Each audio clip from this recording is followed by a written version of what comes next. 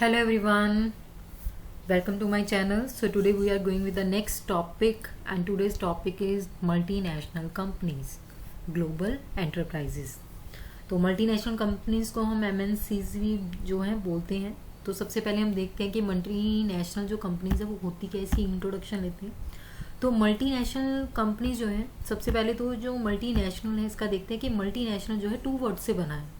सबसे पहले है मल्टी, राइट, फिर उसके बाद आता है नेशनल, राइट.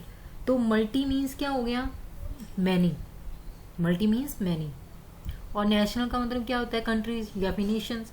सो मल्टीनेशनल का मतलब है एक कंपनी जो कि ऑपरेट करती है बहुत सारी कंट्रीज में, right. A company which operates in many countries. तो नेम से ही क्लियर है कि जब कंपनी क्या करती है, अपना काम एक नेशन की बजाय बहुत सारे नेशंस में करती है, एक से ज़्यादा नेशंस में करती है, 2 नेशन में करती है, 3 में करती है, 4 में करती है, राइट. तो उसको हम मल्टीनेशनल कंपनीज बोलते हैं. तो ये कंपनी की क्या होती है, ब्रांचेस होती हैं, कुछ फैक्ट्रीज होती हैं, वर्कशॉप्स होती हैं डिफरेंट डिफरेंट कंट्रीज में. तो ऐसी आपने बहुत सारी जो है MNC कंपनीज का नाम भी सुना होगा. तो मल्टीनेशनल कॉरपोरेशन जो है उसको हम जो है, इसका अनदर नेम भी है, and this company corporation is also known as इसको ट्रांसनेशनल कॉरपोरेशन भी कहते हैं, या ग्लोबल एंटरप्राइज भी कहते हैं, या फिर इसको इंटरनेशनल एंटरप्राइज भी जो है बोला जाता है. और बेसिकली जो हेडक्वार्टर होता है मल्टीनेशनल कंपनीज का, वो लोकेटेड होता है एक कंट्री में, जिसकी वो क्या होती है, होम कंट्री होती है. जैसे मान लो इंडिया की कोई कंपनी है, MNCs कंपनी है, लेकिन उसका जो हेडक्वार्टर है वो इंडिया में होगा. काम तो वो बहुत सारे नेशंस में कर रही है, चाइना में कर रही है, अमेरिका में कर रही है, ठीक है, ब्रिटेन में कर रही है, देन अदर और कंट्रीज में भी करती है, लेकिन जो उसकी होम कंट्री है उसका हेडक्वार्टर जो है वो हमेशा उसी कंट्री में होगा. ओके. और ये जो बिजनेस करती है, कैरी करती है अदर कंट्री में, उसको हम क्या बोलते हैं, उसको हम होस्ट कंट्रीज बोलते हैं. ओके. जो आपकी होम कंट्री है, मतलब जो जिस कंट्री से आप बिजनेस आपने स्टार्ट किया फिर मल्टीनेशनल किया, वो आपकी होम कंट्री. और वो आप जो अलग अलग देशों में जो कंपनी बिजनेस कर रही है उसको हम क्या बोलते हैं, होस्ट कंट्रीज. तो जो मल्टीनेशनल कंपनीज है वो इनकॉर्पोरेटेड होती हैं होम कंट्री में पहले, उसके बाद वो बिजनेस कैरी करती हैं. इसमें अब एग्जांपल ले लो, आजकल समर सीजन चल रहा है तो कोको कोला बहुत पिया जाता है, तो कोको कोला भी MNC है, ठीक है. नाइक है, रीबोक है, लॉरियल है, सोनी है, LG है, Samsung etcetera. So these are the company जो MNC है.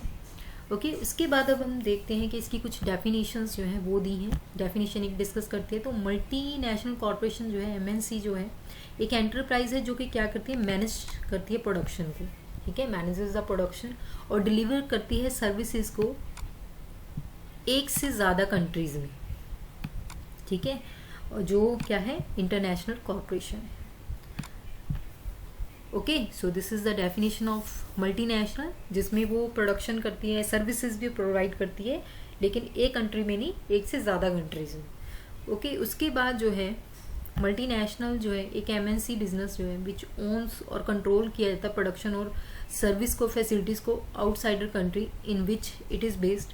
अब एक जगह तो क्या है, उसका होम कंट्री है, ओके, लेकिन अदर जगह भी वो सर्विस प्रोवाइड कर रहा है, तो उन चीज़ों को भी मैनेज करना, कैसे कंट्रोल करना है, ये भी चीज़ें कुछ कहीं ना कहीं इसका भी कुछ बेस है. तो इट मीन्स है कि यहाँ पे जस्ट गुड्स एक्सपोर्ट करने का तक नहीं है, लेकिन वहाँ पे वो गुड्स को बनाती भी है. ये नहीं है कि इंडिया में, फॉर एग्जांपल कि इंडिया की कंपनी है, राइट, कि वहीं से बना के वो कर रही है. अब उसने बाहर भी अपनी फैक्ट्रीज करी होंगी, अपना सेटअप किया होगा, क्योंकि मल्टीनेशनल बेस है, तो वहाँ पे भी वो क्या बनाती है, प्रोडक्ट बनाती है अब्रॉड में. ओके. तो यूजली उनका जो इंटरेस्ट है इन एटलीस्ट जो है 4 कंट्रीज में होता है, ठीक है, बट वो ऑपरेट इससे भी ज़्यादा हो सकती हैं, अलग अलग कंट्रीज में भी जो है सर्विस प्रोवाइड की जाती है, देन उसके बाद एक्सपोर्ट किया जाता है गुड्स को. सो ये सारी चीज़ें जो हैं इसमें इंक्लूड हो जाती हैं. तो मल्टीनेशनल कॉर्पोरेशन जो है ओन्स है, मैनेजेस है बिजनेस, वो 2 या 2 से ज़्यादा कंट्री में किया जाता है. ओके. उसके बाद जो मल्टीनेशनल कॉर्पोरेशन है एक क्रॉस बॉर्डर है, ठीक है, जिसको हम ट्रांसनेशनल बिजनेस ऑर्गेनाइजेशन या फिर हम एग्रीगेट ऑफ ऑर्गेनाइजेशन कहते हैं, जो करेक्टराइज्ड होती है मेनली, जिसमें डिस्पर्सल होता है अपनी मैनेजरियल सेंटर्स में, ठीक है, सर्वर जो भी है सेवरल नेशंस में किया जाता है. और इसका जो पर्पस होता है वो यही होता है कि जो भी बैरियर्स है, ओवरकमिंग बैरियर्स है पॉलिटिकल फ्रंटियर स्टेट्स के, उसको जो है वो सॉल्व किया जाए. तो जो चीज़ें हैं जो भी वो अपनी सर्विस प्रोवाइड करते हैं उन चीज़ों को जो है अदर कंट्रीज़ में प्रोवाइड किया जाए। तो मल्टीनेशनल कॉरपोरेशन एक कॉरपोरेशन है जिसमें ऑपरेट्स होती हैं, एडिशन होता है कंट्रीज़ का, जिसमें इनकॉर्पोरेट होती है वांजा उससे ज़्यादा कंट्रीज़ को जो है किया जाता है। तो इससे जो है फैसिलिटीज़ दी जाती हैं, राइट। तो बहुत ही हेल्पफुल होता है हर किसी के लिए, हर कंट्रीज़ के लिए। ओके, उसके बाद जो है अब हम इसकी कुछ हिस्ट्री देखते हैं और इसका एवोल्यूशन कैसे हुआ एमएनसीज़ का। तो ये जो कॉरपोरेशन है बेसिकली ओरिजिनेटेड हुई है अर्ली इन 20th सेंचुरी में, राइट, और एक्सपेंडेड हुई आफ्टर जो वर्ल्ड वार हमारी हुई थी सेकेंड। ओके, और जो मल्टीनेशनल कॉरपोरेशन है डेवलप की है उसने न्यू प्रोडक्ट्स, राइट, इसकी जो नेटिव कंट्री है और मैन्युफैक्चर उसको किया गया है अब्रॉड में। Okay, almost all the earliest जैसे जैसे हुआ लार्जेस्ट मल्टीनेशनल जो है फर्म्स जैसे अमेरिकन हैं, जापानीज़ हैं, वेस्ट यूरोपियन हैं, राइट, ये ज़्यादा से ज़्यादा जो है आगे आए। तो ऐसे जो है कुछ इसका जो है हिस्ट्री है एमएनसीज़ की। तो जैसे जैसे एक तरह से ट्रेड और ज़्यादा एक्सपैंड होता गया, हर कोई क्या करता गया, ज़्यादा से ज़्यादा चीज़ों को एक जगह से दूसरी जगह जो है ट्रांसपोर्टेशन के थ्रू जो भी उसको उस टाइम फैसिलिटीज़ मिलती थी करता गया। हर कोई क्योंकि हर कोई कंट्री जो है अपनी अपनी चीज़ों में बड़ी माहिर होती थी। इंडिया के हिस्ट्री में हमेशा ये है कि हैंडक्राफ्ट में इंडिया बहुत ही नंबर 1 था, बहुत ही स्किल्डफुल पर्सन थे, बहुत ही स्किल्ड लेबर थे, बहुत ही ह्यूमन बींग्स जिसमें इतना ज़्यादा था, जहाँ पे लोग जो है यहाँ से चीज़ें बना के जो है ब्रिटिशर्स के टाइम तो वो चीज़ें यहाँ से कम प्राइस पे परचेज़ करते थे और बाहर जाके उसकी डबल ट्रिपल रेट पे सेल करते थे, राइट, ऐसा टाइम भी था। तो एमएनसी जो है कुछ फीचर्स हैं एमएनसी के। तो सबसे पहले है इसका बिग साइज। तो एमएनसी बेस्ड है, ठीक है, एक से ज़्यादा दूसरों नेशन में भी काम करना तो हर किसी की बस की बात नहीं होती, बहुत ज़्यादा मतलब एक बिग साइज़ होता है इस फर्म का। तो इसमें जितनी भी एसेट्स और सेल्स होती है मल्टीनेशनल कंपनीज में वो बहुत ज़्यादा लार्ज होती है, ठीक है। तो ये कंपनी ऑपरेट करती है कि लार्ज स्केल पे, ये बहुत बड़े स्केल है, लार्ज स्केल होता है, ठीक है। इसका जो ऑपरेशन है वो बहुत बड़ा है। समटाइम्स कई बार क्या होता है जो सेल्स टर्नओवर है वो एक्सीड हो जाती है इसके ग्रोस नेशनल प्रोडक्ट से, ठीक है, ग्रोस नेशनल प्रोडक्ट जो कि डेवलपिंग कंट्री से रिलेटेड है। जैसे मान लीजिए फॉर एग्जांपल मान लो जो फिजिकल एसेट है आईबीएम की, इंटरनेशनल बिजनेस मशीन्स की, वो समटाइम्स एक्सीड हो जाती है $8 बिलियन, राइट। उसके बाद नेक्स्ट है ह्यूज इंटेलेक्चुअल कैपिटल। अब ऑब्वियस है कि एक एमएनसी को चलाने के लिए उसको एक इंटेलेक्चुअल कैपिटल चाहिए, मतलब एक कैपेबिलिटी चाहिए, राइट, एक सेंट्रलाइज कंट्रोल चाहिए। इसमें जो ब्रांच है मल्टीनेशनल कंपनीज की वो स्प्रेड होती है डिफरेंट कंट्रीज में, जिसको कंट्रोल करते हैं, मैनेज करते हैं, ठीक है। हेडक्वार्टर से किया जाता है प्रॉपर, जो लोकेटेड है होम कंट्री में उस कंपनी का। सो जितनी ब्रांचेज ऑपरेट होती है विद इन द जो पॉलिसी फ्रेमवर्क किया जाता है, जो फॉर्म्ड होता है, किसके थ्रू होता है, बाय द हेडक्वार्टर, राइट। उसके बाद है ऑपरेट इन मैनी कंट्रीज। तो अब जो एमएनसी है ऑब्वियसली एक से ज़्यादा कंट्री में क्या करती है, काम करती है, ठीक है। तो इसमें जो है एमएनसी जो है अलाउड करती है, एंटर करती है कि हाई टेक इंडस्ट्री होती है, ठीक है। जैसे फॉर एग्जांपल मान लो टेली कम्युनिकेशन है, राइट, तो एक्सेट्रा ये सारी चीज़ें ऐड होती हैं। तो ऑपरेट करना, सबको सर्विसेज प्रोवाइड करनी, राइट, प्रोडक्शन करनी प्रॉपर अकॉर्डिंग टू डिमांड। तो इस केस में जो एमएनसी है वो बहुत अच्छा रोल प्ले करती है, राइट।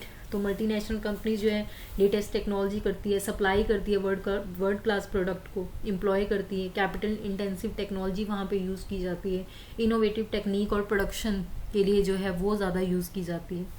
उसके बाद नेक्स्ट है large number of customer. Obvious है कि अगर एमएनसी है उसका एक गुडविल बनता है मार्केट में, तो लार्ज नंबर ऑफ कस्टमर होते हैं, कस्टमर का एक फेद होता है उस पर, ठीक है। तो कुछ इसके कुछ वास्ट रिसोर्सेज होते हैं, एक्सीलेंट मार्केटिंग स्किल्स होती है एमएनसी में।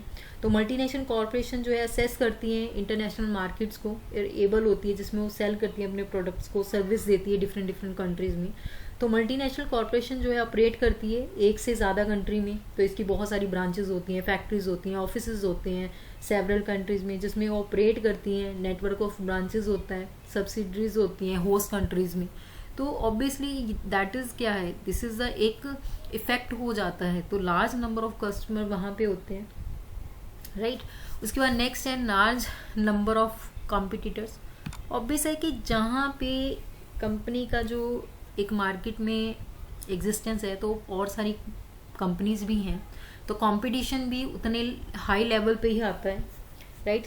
तो इसमें जो है वो स्पेंड करती है, बहुत सारी अमाउंट स्पेंड करती है मार्केटिंग में, जिसमें वो अग्रेसिव मार्केटिंग स्ट्रैटेजी भी लेती है, ऑर्डर इंक्रीज करती है वहाँ पे, सेल्स को अगर शॉर्ट पीरियड में भी हो जाए, क्योंकि पता है कॉम्पिटिटर बैठे हैं कि अगर मेरी ये चीज़ सेल नहीं हुई ऑन द टाइम जब डिमांड है, तो उसके बाद जो है अकॉर्डिंग टू ट्रेंड या कुछ भी है वो नहीं होगा, राइट। एडवर्टाइजमेंट करती है, सेल्स प्रमोशन टेक्निक को यूज़ करती है, और ज़्यादा से ज़्यादा क्या करती है, वेरी इफेक्टिव बनाती है। तो लार्ज कॉम्पिटिटर भी है, ओके। उसके बाद है structure way of decision making. अब एमएनसी में जो भी इसका डिसीजंस है, ठीक है, जो भी करेंगे वो अकॉर्डिंग टू ये देखेंगे कि जो डिसीजन है वो ये नहीं है कि जस्ट हमने वही देखना है कि क्या ऑन द स्पॉट है। Sometimes it depends on that कि आप अलग अलग कंट्रीज में काम करते हो, तो उनकी जो वर्किंग कंडीशन है, वहाँ पे जो पीपल्स की डिमांड है, तो उस स्ट्रक्चर वे में आपको डिसीजन लेना पड़ता है, राइट।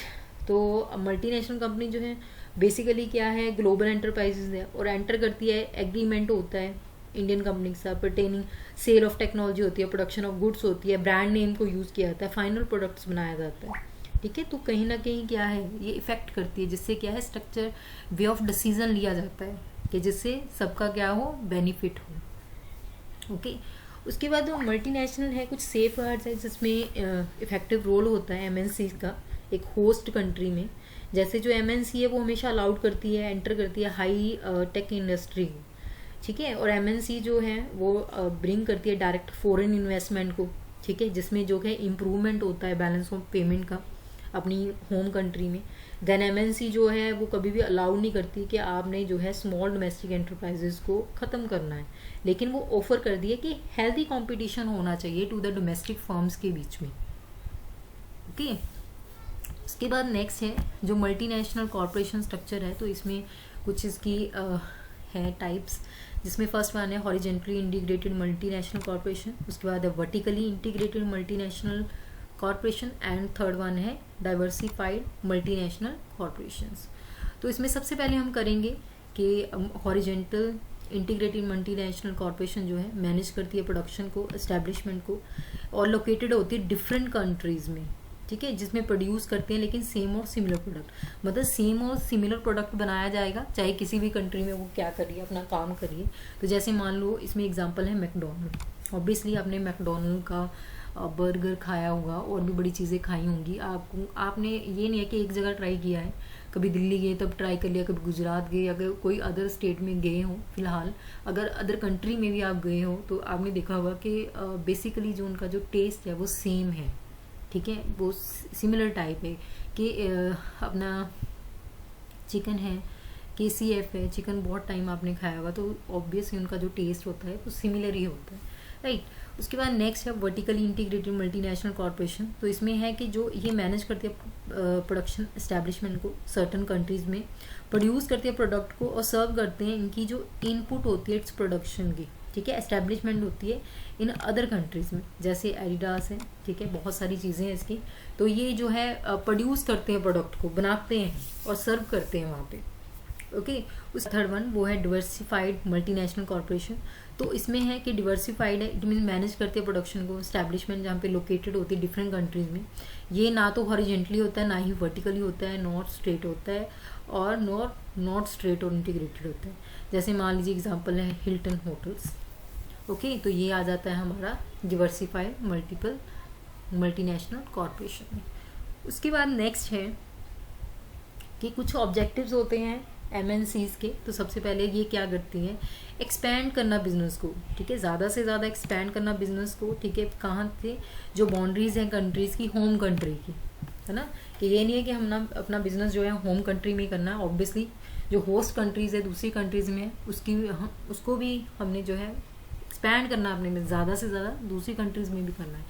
यहाँ पे जो मिनिमाइज है कॉस्ट ऑफ प्रोडक्शन है, स्पेशली लेबर कॉस्ट, मशीनरी से काम किया जाता है, ठीक है, बिकॉज यहाँ पे कैपिटल इंटेंसिव टेक्नोलॉजी वो एम्प्लॉय की जाती है और इनोवेटिव टेक्निक ऑफ प्रोडक्शन को यूज़ किया जाता है। देन अवेल होता है कॉम्पिटिटिव एडवांटेज आता है इंटरनेशनली, तो ऑब्वियसली है कंट्रीज़ में जब डिफरेंट कंपनीज़ का कंपटीशन होता है तो obviously that giving the benefit to the home country, एक कंट्री का नेम होता है। जैसे इंडिया की कंपनियां अच्छा ग्रो कर रही है बाहर, तो इट्स ये क्या एक प्रेस्टीज है हमारी कंट्री के लिए। देन उसके next is achieve greater efficiency. Greater efficiency increase होती है जिसमें प्रोड्यूसिंग होती है लोकल मार्केट और एक्सपोर्ट किया जाता है प्रोडक्ट्स को बाहर के लिए, है ना, भेजा जाता है प्रोडक्ट्स को बाहर में। और ये जो है बेस्ट यूज़ ऑफ टेक्नोलॉजी होता है, ठीक है, ये एडवांटेज है जिसमें सेटिंग अप होते हैं प्रोडक्शन फैसिलिटीज़ अब्रॉड में। ओके, तो ये इसके कुछ ऑब्जेक्टिव्स हैं और ये बहुत ज़्यादा हेल्पफुल होते हैं कंट्री के लिए, ठीक है, एक नेम फेम के लिए भी। तो उसके बाद कुछ रीजंस होते हैं कि हम एक्चुअल में एस्टेब्लिशमेंट क्यों करते हैं एमएनसीज की। तो बेसिकली है कि जिससे इंक्रीज होता है हमारा मार्केट शेयर, वैल्यू बढ़ती है ना, और इसमें सिक्योर होता है, चीपर प्रीमिसेस होते हैं, लेबर होते हैं, एम्प्लॉयमेंट है, हेल्दी सेफ्टी लेजिस्लेशंस हैं अदर कंट्री के, ठीक है, और वो भी कहीं ना कहीं रिलैक्स हो जाते हैं जब आप आपस में एक दूसरे से ट्रेड बेस पे काम करते हो। अवॉइड होता है, मिनिमाइज होता है अमाउंट ऑफ टैक्स, ठीक है, जो भी पेड करना होता है। तो उस केस में जब आप एमसी करते हो, क्योंकि इसमें एमएनसीज में गवर्नमेंट भी बहुत हेल्पफुल करती है, एडवांटेज लेते हो आप गवर्नमेंट ग्रांट्स का जो अवेलेबल होती है, ठीक है, गवर्नमेंट प्रोवाइड करती है। देन सेव होता है, कॉस्ट होती है जो ट्रांसपोर्टिंग गुड्स की मार्केट प्राइस में, उसमें भी काफ़ी सेव हो जाता है। और डेवलप होता है, इंटरनेशनल ब्रांड बनता है। तो ये तो बहुत ही अच्छी बात होती है, राइट। उसके बाद कुछ चीज़ें होती हैं जो एमएनसी में कहीं ना कहीं हमारे लिए जो एनालिसिस है एमएनसी में। तो एस होता है हमारा स्ट्रेंथ, डब्ल्यू से होता है वीकनेस, ओ से होता है अपॉर्चुनिटी, एंड टी से होता है थ्रेट्स। तो एमएनसी की भी ऐसी कुछ स्ट्रेंथ हैं, वीकनेसेस होती हैं, अपॉर्चुनिटीज़ होती हैं। तो कुछ एनालिसिस है स्वोट का। तो सबसे पहले स्वोट में क्या होता है, लो कॉस्ट, ठीक है, एमएनसी में हमें लो कॉस्ट प्राइस में मिल जाता है। देन वेन डेवलप इंफ्रास्ट्रक्चर होता है इसमें, ठीक है, तो ये एक स्ट्रेंथ है एमएनसी की। वीकनेस है सबसे पहले तो location is often very distance. अगर लोकेशन बहुत मतलब वेरी डिस्टेंस पे है तो कहीं ना कहीं ये एक वीकनेस हो जाती है। अगर ट्रांसपोर्टेशन फैसिलिटी है उसकी कमी है तो उस केस में भी ये वीकनेस बन जाती है ना, क्योंकि विदाउट ट्रांसपोर्टेशन आप गुड्स को एक जगह से दूसरी जगह लेके नहीं जा सकते। अगर आपके पास लैक है तो क्योंकि ये एक बहुत बड़े लेवल का बिजनेस है तो वहाँ पे भी कहीं ना कहीं हाँ प्रॉब्लम जो है क्रिएट हो सकती है। अपॉर्चुनिटीज़ में attract the new industry, obviously new industry को अट्रैक्ट करते हैं, दैट्स अ गुड, ये और ज़्यादा से ज़्यादा अच्छा काम किया जाता है। थ्रेट्स है कि गवर्नमेंट की कुछ रिस्ट्रिक्शंस भी होती हैं, ठीक है, कुछ कोटास भी होते हैं, ठीक है, उसमें भी कहीं ना कहीं ये थ्रेट्स होते हैं जो एमएनसी को फेस करने पड़ते हैं। ओके, उसके बाद है कि जो हमारी एमएनसी है उसके कुछ हमारी इंडिया में जो है एमएनसीज हैं तो उसकी जो तो एमएनसीज इन इंडिया जो है हमारी कुछ हमारी कंपनीज हैं जो इंडिया की हैं, तो उनकी ये लिस्ट है। सबसे पहले है टाटा ग्रुप, ठीक है, उसके बाद है आदित्य बिरला ग्रुप, तो इन्फोसिस है, एचसीएल टेक्नोलॉजी है, विप्रो है, गूगल इंडिया है, अमेजोन है, एप्पल इंडिया है, then Microsoft India, Nestle India, IBM and coca cola. And I think आपने ये सब के नेम सुने। तो दीज आर द ये मल्टीनेशनल कंपनीज हैं हमारी इंडिया की टॉप की। So thank you so much, have a nice day.